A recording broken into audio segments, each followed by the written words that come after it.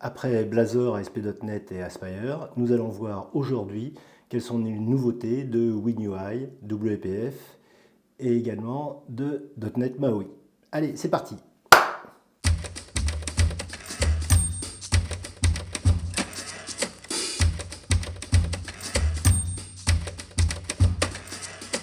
Bien, et ben pour continuer ce tour d'horizon des nouveautés de .NET 9,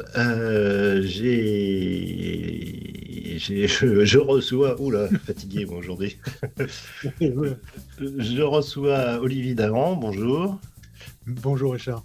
Microsoft MVP et spécialiste de tout ce qui touche à MAUI et tous les trucs comme ça, quoi, enfin WPF aussi, etc. Et Simon Mourier, bonjour. Bonjour. Et donc lui qui va nous parler de WPF et de WinUI et des nouveautés dans ce domaine. Alors Olivier, pour commencer, du côté de MAUI, alors c'est vrai que MAUI, ça fait des mois et des mois où on dit bah, ça a du mal à démarrer, c'est pas encore frais, c'est pas encore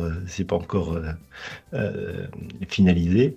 Est-ce qu'avec .NET 9, on a quelque chose qui est tip-top?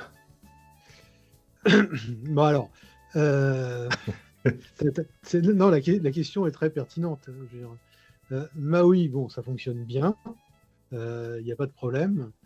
Je dirais que dans la version 9, on est plutôt sur une mise à jour de maturité qu'une révolution, hein. On va voir qu'il n'y a pas des masses de trucs à se mettre sous la dent en plus. Euh, Concernant la façon dont fonctionne Maui, il ne faut pas se plaindre, ça fonctionne. Mhm. Euh, c'est plutôt sur la résolution, je dirais. Il s'attache toujours à faire des choses nouvelles, et c'est bien, je veux dire, et à améliorer un certain nombre de choses. Par contre, bon, il y a des petits bugs ou des choses, des features, on va dire comme ça, qui sont un peu gênantes et qui traînent. Il n'y a qu'à regarder les issues sur GitHub, Mhm. et sur lesquels je trouve qu'ils ne sont pas assez réactifs ou qu'ils ont tendance à mettre la poussière sous le tapis, ils demandent des informations complémentaires, et puis ça se termine en général par ah, bah, vous n'avez pas donné assez d'informations complémentaires, donc on ferme le truc. Ou alors, ils te disent ah oui, c'est vrai, c'est pas mal, mais alors là, on n'a pas le temps, ça sera dans une version ultérieure, mais bon, au bout de 3 ans, les mêmes trucs, ils sont toujours pas résolus. D'accord. Donc ça, c'est un peu le problème qu'on peut avoir, malgré tout, et cela dit, parce qu'il faut être juste, je veux dire, si on sait contourner les deux, trois trucs qui vont pas bien, et d'ailleurs, j'ai une vidéo qui va sortir bientôt où je mets sur ma chaîne YouTube, mais ça sera annoncé sur mon blog, Mhm. où c'est Maui dans la vraie vie. C'est-à-dire qu'en fait, je vais voir non pas une démo idéalisée, mais je pars d'un truc en fait où ça foire, si on n'est pas au courant, en fait. Mhm. Et quels sont les moyens de contourner en fait ces choses-là et de ne pas tomber dans les pièges, donc de gagner du temps. Donc, il y a des moyens de travailler de façon très efficace, ça marche bien, les programmes, quand ils sont bien faits, ils fonctionnent.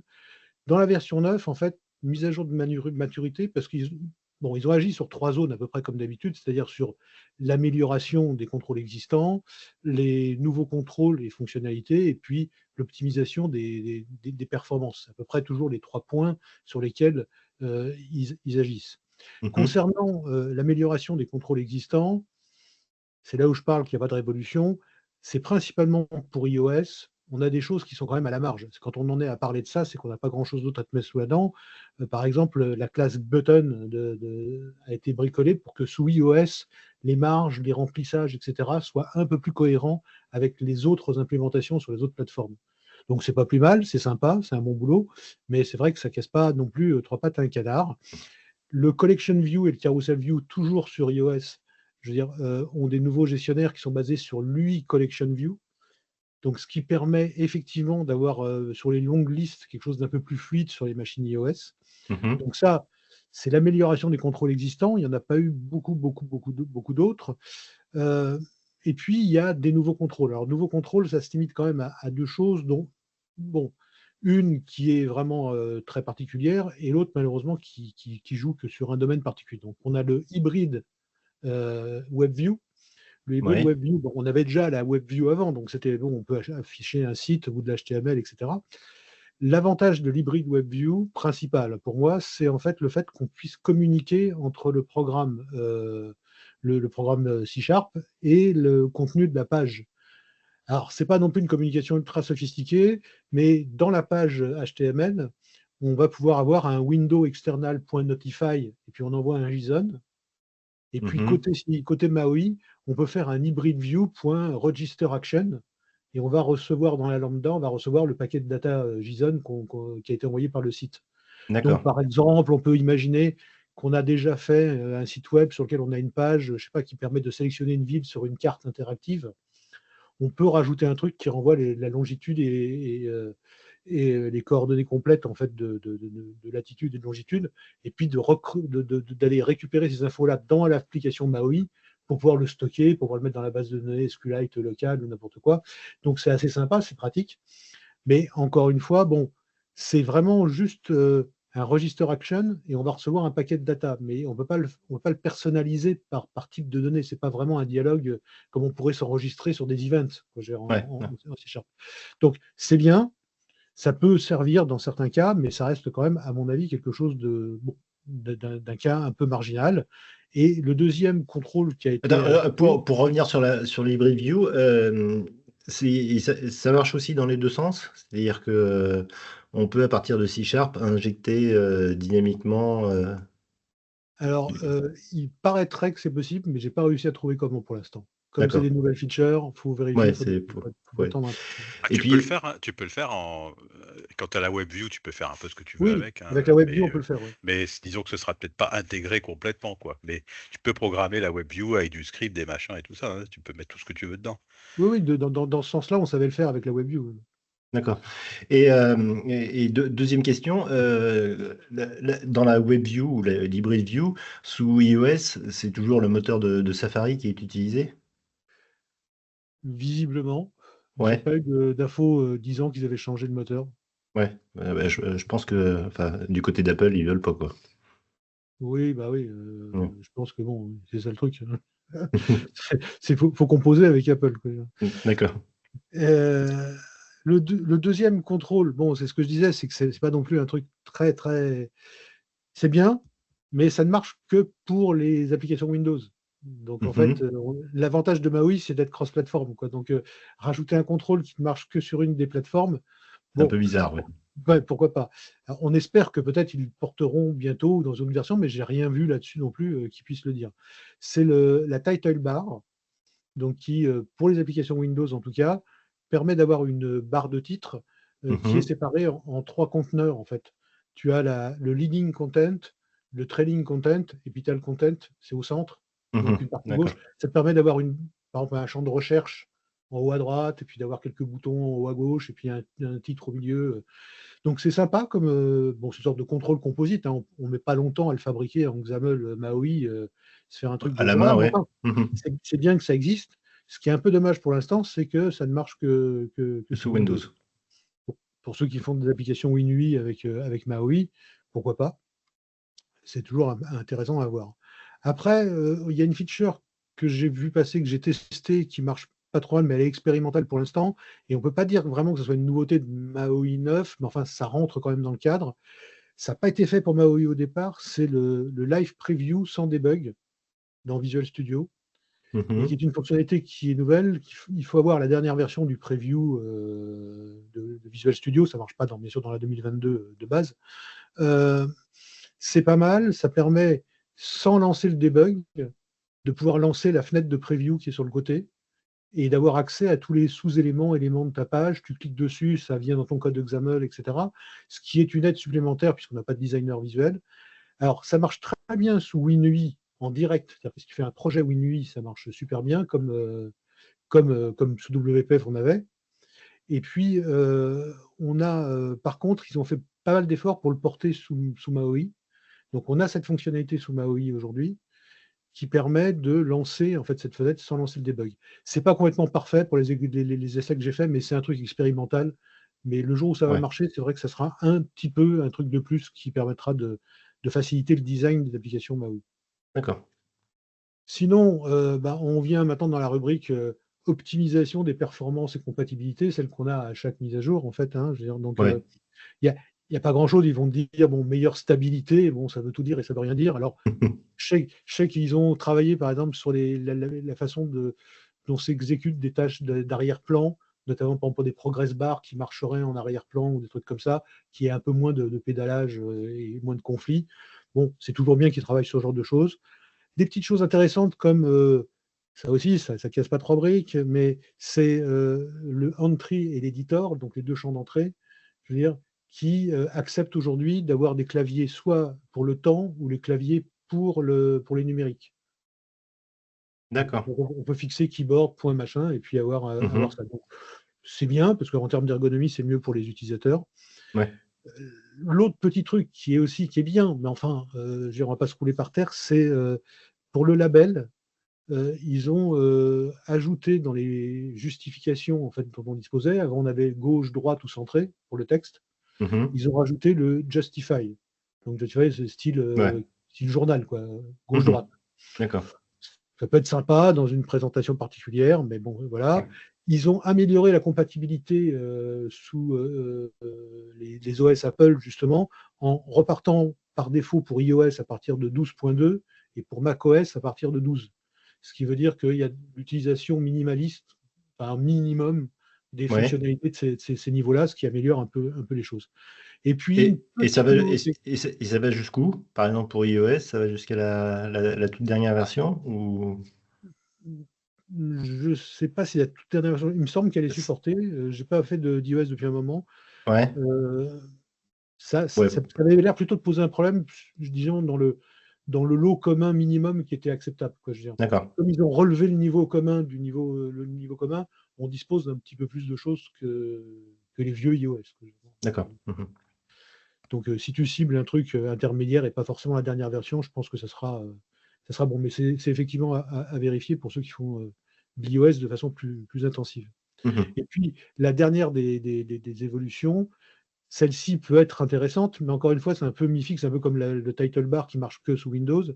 Là, on a les bindings compilés. Alors, les bindings compilés, en XAML, on connaît, c'est pas nouveau, je veux dire, mais c'est les bindings compilés XAML, mais quand ils sont déclarés en C#. D'accord. Donc, avant, par exemple, quand tu plaçais un binding en C#, tu faisais, je sais pas, label.setBinding, Mhm. label.textProperty, par exemple, et puis virgule, et puis le nom de ta propriété, first name, ou plutôt un name of de first name, si tu veux pas Ouais. avoir des problèmes de refactoring. Là, en fait, ce qui se passe, c'est qu'il y a une autre syntaxe qui est alors label setBinding, toujours label.textProperty pour cette propriété-là, par exemple. Mhm. Et là, virgule, au lieu de mettre le nom en fait, du champ ou un nameof, tu vas pouvoir mettre une lambda, en fait, x avec flèche et x.firstname. C'est-à-dire que tu vas recevoir le data context, en fait, le binding context. D'accord. Et le fait de le faire comme ça, bon, c'est sûr que par rapport à mettre une chaîne en dur, bon, c'est déjà plus contrôlé, mais on peut le faire avec Nemof. Mais il semblerait que dans cette version-là, il arrive à faire une compilation du binding, sans D'accord. qu'il soit écrit en XAML. Mhm. Ouais. Donc, amélioration des performances quand même à l'exécution, etc. Donc, c'est toujours bon à prendre, c'est toujours bon à savoir, mais je pose rarement des bindings en C# personnellement. Ouais. Je fais Après, ça permet aussi peut-être de mettre des points d'arrêt dedans, ou ce genre de choses, quoi. voilà, c'est ça. Si tu as fait du debug ou des choses comme ça. Ouais.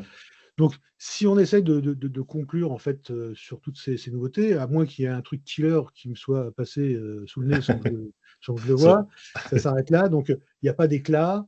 On a des choses qui sont importantes, hein, LibreView, la title bar, le XAML compilé binding en C#, Mhm. etc. C'est pas mal. Si on travaille déjà avec Maui, on ne verra pas vraiment de grosses différences, mais on sait qu'on a un truc qui est mis à jour et qui tourne bien. Et puis, pour ceux qui hésitent encore, lancez-vous quand même. C'est quand même le produit est mature. Hein, je veux dire, Ouais. Et après, il faut alors, de quoi être aidé, mais bon. parce on en parlait justement hier avec Jérémy. Est-ce que toi, tu conseilles de passer le plus rapidement possible de la version 8 à la version 9 ou tu dis qu'il faut attendre un petit peu? Alors, je dirais que si tu commences un nouveau projet, je vois pas pourquoi tu le commenceras en 8 et pas en 9, quoi, je veux dire. Ouais. Donc, Mhm. tu as un projet à commencer, tu le passes en 9, ça me semble une évidence quand tu le commences en 9. Mhm. Euh, Si tu as un projet qui tourne bien et qui marche en 8, laisse-le en 8. Ouais. Bon, là, je prêche pas pour ma paroisse, hein, Mhm.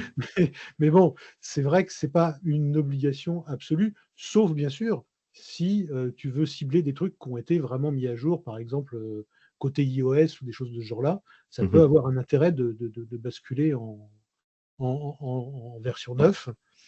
Maintenant, la mise à jour n'est pas suffisamment conséquente, ça serait mentir pour dire que ça justifie d'entreprendre une migration ou un truc comme ça, juste pour le plaisir d'être passé sur 9. Je Mhm. pense qu'il faudra peut-être attendre la version 10, c'est des versions paires sous MAUI qui sont plutôt stables et qui sont à LTS. Donc le 9, elle ne devrait pas durer trop longtemps. Donc peut-être qu'on aura sur la version 10 quelque chose d'un peu plus conséquent. Maintenant, si on a besoin de faire un programme en MAUI, ça ne sert à rien non plus d'attendre. Donc il faut commencer dès aujourd'hui, puis commencer avec la 9 tout simplement. Ouais, d'accord. Ok, bon, bah, merci pour ce tour d'horizon de Maui. Simon, toi, t'en fais un petit peu de Maui ou pas du tout? Moi, j'en ai fait, ouais, Ouais. c'était en 6, je crois, en version 6, il me semble. Moi, Mhm. j'ai trouvé ça très bien. J'ai eu des petites difficultés, effectivement, sachant que j'avais fait un projet qui était Android et Windows, il n'y avait pas d'iOS. Ouais. Ouais. Mais j'avais eu des petites difficultés comme ça, mais globalement, quand tu fais du .NET et du C Sharp, c'est quand même super intéressant, quoi. Voilà, c'est ça Ouais. Ah qu'il faut oui. voir, quoi. Si tu Mhm. veux, c'est quand même le point numéro un, c'est que quand tu es habitué à toutes ces technologies, bah, t'es vraiment chez toi, tu vois. Donc, c'est vrai que dès que tu as une petite difficulté, tu veux faire un truc un peu spécial, etc. Moi, j'avais connecté la caméra, tu sais, pour scanner des codes barres de quelque chose. Ouais. Voilà, tout de suite, tu commences à ramer un petit peu plus parce que si t'as pas les composants, les machins, ou si tu veux faire que des trucs qui sont gratuits, par exemple, bah, c'est déjà plus compliqué, quoi. Mhm. Mais et donc il faut un peu se plonger dans les docs Android et tout ça, et c'est pas toujours évident. Mais techniquement, moi j'avais trouvé que c'était quand même vachement bien à utiliser. Non, non, Donc, c'est très bien. Et le problème que tu soulèves, c'est finalement celui du cross-platform. c'est Je ça. pense que quel que soit le langage que tu utilises, à un moment donné, si tu vas dans des trucs spéciaux, tu es un peu obligé de connaître un peu ce qu'il y a dans les OS que tu fais, quoi. Ouais, ouais. Voilà. Il y a pas de magie, quoi. Ouais, Ouais. ouais. Ouais. Enfin, c'est quand même vachement bien dans Maui, hein, parce que tu peux faire des softs complets sans mettre les mains dans le cambouis. Ouais. Oui, tu peux.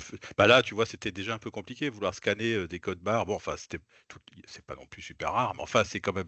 Voilà, c'est pas une Ouais. appli tout à fait. C'est pas un site de commerce ou des choses comme ça, tu vois, où tu te connectes à quelque chose, où t'as une combinaison. Donc, moi, j'avais trouvé que c'était vraiment sympa à utiliser, en tout cas. Ouais, Ok. ouais, c'est agréable. Bien. Et alors, du côté de WPF et de Ouais. WinUI. Alors, moi, je vais même repartir un petit peu de l'ensemble de comment on développe des applications sous Windows, parce que ça reste toujours un sujet qui est quand même super Ouais. important, même si on fait beaucoup de web et beaucoup de cross-platform. Voilà, comment on fait une appli sous Windows. Donc Microsoft a bien clarifié quand même, enfin, il clarifie puis il change un peu d'avis à chaque clarification, mais enfin quand même, ils ont clarifié là, je trouve, dernièrement. Donc si tu vas sur le site de Microsoft, il y a une page qui est assez intéressante qui dit, voilà, si vous faites des applications pour Windows, voilà les différents frameworks que vous avez à votre disposition. Donc Mhm. en numéro un, on a quand même WinUI 3. Donc c'est clairement, Microsoft te dit quand même, voilà, si tu veux faire une application qui va tirer parti de tous les avantages présents et futurs de Windows, il faut faire du WinUI 3. Mhm. Sachant que, comme je l'ai répété souvent, ça ne s'adresse pas qu'à C Sharp, puisque effectivement on peut le faire aussi en C++, même si Mhm. moi je trouve que c'est beaucoup plus difficile, mais bah, c'est quand même tout à fait faisable. Ouais. Donc ça c'est vraiment important et c'est le numéro un quelque part. Mm. En deux, il y a React Native for Desktop qui lui est cross-platform. Alors ça aussi, bon bah c'est peut-être un sujet qu'il faudrait explorer. Moi là, j'avoue que j'ai pas du tout exploré, donc je saurais pas quoi en dire. Mais effectivement, c'est un peu la réponse à Electron qui fait aussi partie d'ailleurs de comment dire de l'écurie Microsoft à travers Mm. GitHub. Mais c'est voilà. Donc ça c'est quand même en deux, c'est-à-dire que si tu veux faire autre chose. Et Mhm. puis en 3, tu as WPF, donc qui est maintenant en 3. Donc il est un peu revenu en avant, alors qu'à un moment, on n'en parlait plus trop. Ouais. Et en 4, par exemple, tu as les autres. Les Et autres. les autres, c'est en fait, bah, tu as Win32, c'est-à-dire si tu veux faire vraiment du Win32, alors si tu veux faire du Win32 C++, MFC, etc., MMC, ouais, j'allais aussi dire. C Sharp, et tu as Windows Form qui est dans Autres, en fait, hein. Mhm. Et puis tu as aussi UWP, donc un peu le parent enfin comment dire, le cousin de WinUI 3. Et clairement, Microsoft dit il recommande de migrer ces applications UWP. En revanche, ils sont en train de sortir quand même le support pour .NET pour UWP. C'est en preview, donc ils ont remis un peu un sou dans la machine, quoi, quand même. D'accord. Donc, Mhm. voilà, donc ça, je trouve que c'est quand même intéressant. Et il y a un beau tableau de comparaison. avec chaque framework, qu'est-ce que tu veux faire avec, etc., avec des flèches, des croix et des checks, etc. Donc c'est quand même intéressant, je trouve. Juste un petit point Tu pourras nous donner le ouais, lien pour que je ouais, le. ouais. Ouais, ouais. Et un autre truc qui est intéressant que j'ai remarqué, c'est qu'ils ont sorti une technologie qui s'appelle Win32 App Isolation, qui te permet, en fait, pour un peu n'importe quelle technologie dont on vient de parler, de faire du sandboxing à la UWP. C'est-à-dire que si tu veux faire une application déployée que tu veux être sûr qu'elle va pas casser la machine, etc., tu as des histoires de sécurité assez importantes, tu peux Mhm. faire ce que tu avais en UWP, la sandbox, tu peux l'utiliser dans d'autres technologies, en fait, maintenant. Ils ont ouvert un espèce de SDK. C'est un truc qui est assez bas niveau dans Windows, qui s'appelait les App Containers, et qui maintenant est exposé programmatiquement à autre chose que UWP. Comme ils sont en train un peu quand même de laisser tomber UWP, bah, et du coup, il y a quand même des solutions pour faire du sandboxing et donc avoir des choses qui se téléchargent d'Internet, etc., et qui s'installent Mhm. avec de la virtualisation de registry, de file system et des choses comme ça. Donc ça, c'était intéressant. Alors, je vais revenir du coup sur WinUI 3. Alors, bah, c'est un petit peu comme MAUI, l'amélioration, elle est continue, donc sachant que c'est pas encore tout à fait, il n'y a pas encore tout à fait ce qu'on avait dans UWP. Il y a aussi parfois des choses en plus, mais donc ça, voilà, ça avance tout le temps. Même là, il y a une expérimentale 1.7 qui vient de sortir là le 20 novembre. Là, on est en 1.6.3, donc ça n'arrête pas de s'améliorer. Mhm. Il y a un truc qui est important avec le .NET 9, c'est que tu as le support de native AOT, donc Ahead of Time Compilation, donc Ouais. qui te permet de faire des applications qui vont être plus faciles à déployer, puisque tu vas limiter comment dire, les dépendances de ton programme et plus rapide à monter en mémoire aussi, à démarrer et qui consomme moins de mémoire. Moi, je suis un peu un fan de AOT, donc c'est un sujet dont on avait déjà parlé. Euh, alors donc voilà, donc tu as ça maintenant dans WinUI 3, il y a quand même un truc qui est pas évident, c'est que toutes ces nouvelles technologies pour les déployer, c'est quand même compliqué entre un petit WinForm en .NET 4.8 ou un petit WPF, t'as qu'un exe, tu le mets sur un Windows, il tourne. Là, tu te trimbales 300 DLL avec qui font Ouais. 150 mégas. Mhm. Donc AOT, c'est aussi une réponse un peu à ça, même si ça s'adresse pas. Alors là, pour le coup, si tu pars de zéro, ça va, mais si tu as une application existante, en général, tu peux presque oublier, parce que ça demande souvent des changements dans la façon dont tu as programmé. Mhm. Euh, j'ai remarqué d'ailleurs, j'ai un peu regardé sur Windows quelles étaient les applications qui étaient développées en WinUI 3 qui étaient dans Windows aujourd'hui. Et pour moi, j'ai trouvé, il y a DevHome, qui est une espèce d'application que Ouais. moi, j'utilise pas, mais qui s'installe un peu automatiquement. C'est Et un, puis, il c'est y a un Windows français Photo. d'ailleurs. Ah Je bon? crois que c'est un français, ouais, chez Microsoft à D'accord, Redmond qui fait ça, ouais. d'accord. Et il y a Windows Photo aussi qui est du WinUI 3. Donc D'accord. c'est assez intéressant quand même. Je pense que Microsoft va petit à petit faire de plus en plus d'applications avec ça. Sachant qu'UWP reste intéressant, puisque là, pour le coup, c'est de la sandbox, mais ils vont quand même moins aller là-dessus. Donc Mhm. voilà. En WPF .NET 9, il y a un truc qui est assez sympa, moi, je trouve, c'est qu'ils ont créé un thème au look Windows 11. Oui. Donc en fait, ça c'est pas mal. Alors il y a une preview. Donc si tu vas dans le store, tu peux télécharger une galerie WPF Gallery qui est dans ce thème-là. Et donc c'est assez sympa parce que tu vois pas du tout que c'est du WPF ou du chose comme ça. Tu as l'impression qu'effectivement ça a été fait soit en UWP, soit en WinUI parce que tu as un look vraiment XAML moderne Mhm. qui est assez intéressant. Et tu as aussi les thèmes light et dark qui Dark, sont ouais. inclus. Euh, un point que j'ai noté, c'est qu'il y a eu, je ne sais pas si vous avez remarqué, je pense que oui, mais le binary formateur qui a été supprimé, qui est Ouais. plus supporté par Microsoft, c'est-à-dire qu'il y a plein de warnings comme quoi il ne faut pas l'utiliser, etc. Et sinon tu vas mourir et tout ça. Et en fait, effectivement, en Brûlé sur. WPF, ils disent clairement, ils disent voilà, c'est attendu que plein d'applications WPF seront impactées par ça parce que c'est utilisé, par exemple, dans le drag and drop, dans le clipboard, etc., etc. Donc, euh, donc clairement, voilà, ils te disent clairement, il va falloir que vous fassiez quelque chose pour pouvoir supprimer le binary formateur. Alors, tu peux tu peux le forcer et dire non, non, mais c'est bon, je sais ce que je fais, et donc tu peux lui dire non, non, mais vas-y, utilise-le quand même. Et clairement, c'est marqué en rouge partout avec des gros bandeaux qu'il faut pas le faire, etc. Donc voilà, donc ce que j'ai trouvé intéressant de remarquer que ça a un impact, voilà, sur les applications W. Donc si tu veux migrer WPF 8 en 9, bah, ça a un impact, quoi. Mhm. Et c'est la même chose pour WinForm aussi. D'ailleurs, peut-être dans une moindre mesure, mais c'est un peu la même chose. En WinForm de .NET 9, eh ben, il y a plus de async en fait qu'il y avait avant. C'est-à-dire que tu avais le fameux form.show dialogue qu'on a tous utilisé depuis 20 ans. Ouais. Et maintenant, il y a un show dialogue async, puisque derrière, tout ce qui est async, c'est un peu comme un virus. C'est-à-dire qu'une fois que tu as commencé à mettre des async, Ah tu oui. as besoin de mettre des async partout. Donc, Ouais. donc c'est un virus bénéfique qui nous veut du bien. Ouais. Et donc, effectivement, c'est vrai qu'il y a des moments où on commençait à être un peu coincé, où c'était embêtant, il fallait attendre, enfin, il fallait faire des get results, des points results, des trucs comme ça. Donc voilà, donc tu as beaucoup plus d'async petit à petit qui sont ajoutés dans les WinForm. Alors, dans WPF, je n'ai pas remarqué, mais c'est peut-être la même chose. Tu as aussi le dark mode aussi en WinForm. Je pense qu'il y a des gens que ça intéresse pas mal. J'ai remarqué aussi, dans System Drawing, donc GDI+, ils ont rajouté des effets que tu peux avoir Mhm. avec System Drawing directement sans utiliser des choses un petit peu équivalentes à ce qu'on pouvait avoir avec Win2D ou même avec WinUI 3 ou UWP. C'est-à-dire c'est Windows en UWP et en WinUI, on avait Windows Composition qui a des effets et Win2D qui a aussi des effets qui sont dessous, c'est du DirectX, c'est du Direct 2D. Là, Mhm. c'est des effets implémentés en GDI en fait. D'accord. Peut-être qu'il y a dessous, il y a des passerelles. Je ne sais pas du tout comment c'est fait.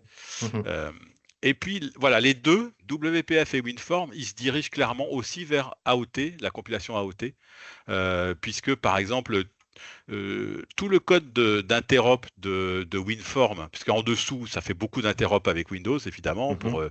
pour les Ouais. fenêtres, etc. Et ben, tout ce code-là, petit à petit, il le remplace pour qu'il soit compatible avec AOT. D'accord. Donc ça, à mon avis, je pensais que en .NET 9, ce serait compatible, mais c'est pas le cas. Je pense que ça va être prévu pour .NET 10, qu'on va pouvoir faire de l'AOT un peu partout, en fait. Ouais. Mhm. Voilà. Ouais, moi j'essaye, mais j'y arrive pas pour l'instant. C'est pas évident, hein, c'est Ouais, pas ouais. évident. Ouais, ouais. Voilà. Ok, bon, écoute, donc ouais, si je résume, c'est pas une révolution non plus, mais on a des bonnes nouveautés qui Ouais, font puis tout avancer. avance. Le truc qui est Ouais. important aussi, c'est que des fois, les gens se disent, ah, mais qu'est-ce qu'il faut que je fasse, etc. Mhm. Clairement, quand tu lis le truc, ils te disent pas, oulala, il faut surtout pas faire ça, ou des choses comme ça. Vous faites un peu ce avec quoi vous vous sentez le plus confortable, le plus à l'aise. Mais le numéro un, c'est quand même WinUI, Ouais. clairement. Donc, Ouais, mais mais c'est vrai que voilà, ça, ils après, le il n'y a pas poussent. d'urgence, quoi. Voilà. Mm. En fait, WinUI, c'est UWP et c'est WinRT de Windows 8. Je veux dire. Donc, c'est le même truc qu'ils essayent de pousser. Et depuis qu'ils ont mangé leur chapeau avec Windows 8, ils essayent de le pousser. Ils ont essayé de transformer ça en WinRT en UWP. Ça n'a pas beaucoup mieux marché à cause de la sandbox parce que ça gêne les gens qui développent. Et puis, ils l'ont transformé en WinUI. Alors, WinUI, ça a l'air, c'est mieux. C'est mieux, c'est sûr, on est sur la bonne voie. Je veux dire. Mais c'est vrai qu'ils mettent vraiment l'accent là-dessus et ils disaient la même chose sur les versions précédentes de Windows. Utiliser UWP, avant ils disaient utiliser WinRT et aujourd'hui ils disent utiliser WinUI. Mais ils continuent quand même de chouchouter WinForm, qui est quand même pas le truc. Voilà, ça fait longtemps, je pense qu'ils l'auraient supprimé. Et en fait, non, en fait, ils le Ah. modernisent et tout. Quoi. Je veux dire, Ouais. C'est-à-dire que si tu veux faire du pur Win32, finalement, tu prends les WinForm, quoi. Ouais, Moi, t'as j'aurais pas le choix. pensé qu'il virait plutôt du WPF, mais là, il est revenu en force. Bon, Mhm. c'est comme ça. Après, ça dépend un peu peut-être aussi des programmes managers qu'il y a chez Microsoft et oui, Ouais, de oui, je leur pense. leur humeur, vision, etc. de leur humeur. Mais en tout cas, Ouais. clairement, il est revenu en numéro 3, donc Mm. je trouvais que c'était intéressant. C'est intéressant qu'ils mettent React Ouais, en ouais, numéro 2. Ouais. ouais, Ça fait un peu clairement. peur, mais bon. Je sais pas, c'est peut-être aussi, oui, oui, sachant qu'effectivement, alors évidemment, ils vont pas mettre MAUI dans Apps for Windows, tu vois. Ouais, Pourtant, tu peux le faire quand même ouais. aussi, mais effectivement, ils le mettent pas. En tout cas, sur le lien là que je vais t'envoyer, ils te mettent pas ça. Donc, ma foi, Est-ce Alors, que c'est c'est vrai pas que une façon aussi de draguer les développeurs certainement. oui, mais JavaScript? Bon. toujours. Ils ont Ouais. toujours été la Certainement. traîne des mecs qui faisaient du HTML et, Ouais. et ils nous ont bien pollué Visual Studio, Blend, machin, etc. Ouais. pour pouvoir mettre des tas de trucs. Mais c'est vrai que tu as là-dedans l'essentiel de leur stratégie. Alors, ils ne donnent pas Maui, mais Maui aujourd'hui fabrique du WinUI en fait pour ce qui est de Ouais. la compilation Windows. Donc en fait, ça revient à dire que c'est WinUI pour Windows. Ok, bon, bah, écoutez, bah, c'était très intéressant. Merci pour toutes ces informations. Et mais c'est vrai que quand on va sur Internet, sur les blogs, etc., on voit du web de partout. Ça fait du bien un peu de temps en temps d'avoir du vrai, du dur, du lourd, quoi. Ouais, sachant qu'effectivement, t'as la WebView un peu partout, qui est quand même vachement Ouais. bien, moi je trouve. Enfin, c'est super pratique à utiliser, ça marche super bien. Et donc, effectivement, ça t'empêche pas de l'intégrer dans ton appli aussi, quoi, et de Ouais. faire du web dedans. Hein. Donc, Mm. c'est aussi une bonne solution. Ok, bon, eh ben, merci. Et puis, ben, on va se retrouver une prochaine fois. Donc, le prochain épisode, il sera justement sur C# 13. Essayez pas de me planter. C# 13, les nouveautés de C# 13 et de la Baseclass Library, voir ce qu'il y a un petit peu là-dedans et surtout parler des performances. Eh ben, merci, à la prochaine. Ciao. À la prochaine, merci. Au revoir. Salut, au revoir. Au revoir Simon.